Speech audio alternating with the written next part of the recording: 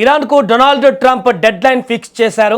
సమయం కేవలం 48 గంటలు. ఈ 48 గంటల్లో ఇరాన్ దారికి రాకపోతే మధ్యప్రాచ్యంలో మరో భయంకరమైనటువంటి యుద్ధం ఖాయంగా కనిపిస్తుంది.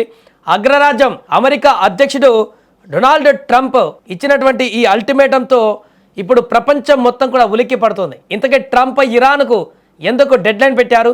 ఈ 48 గంటల తర్వాత జరగబోయేటువంటి ఆ మహా విధ్వంసం ఏంటి? ఈ మొత్తం యుద్ధ వాతావరణానికి కేంద్ర బిందువు హర్మోజ్ జలసంధి. ప్రపంచ చమురు రవాణాలో 20% పైగా ఈ మార్గం గుండానే జరుగుతుంది. ఇది ప్రపంచ ఆర్థిక వ్యవస్థకు ఒక గుండెకాయ లాంటిది. అయితే ఇప్పుడు ఇరాన్ ఈ జలసంధిని దిగ్బంధించి ఆయిల్ ట్యాంకర్ల రాకపోకలను అడ్డుకుంటుంది. దీనివల్ల గ్లోబల్ మార్కెట్లో ముడి చమురు ధరలు మండిపోయేటువంటి ప్రమాదం ఏర్పడింది. దీంతో ఈ చర్యను అమెరికా సహించడం లేదు. ప్రపంచ నరాలను నొక్కేయాలని చూస్తున్న ఇరాన్ ఆటలు సాగనివ్వబోమని ట్రంప్ డిసైడ్ అయ్యారు.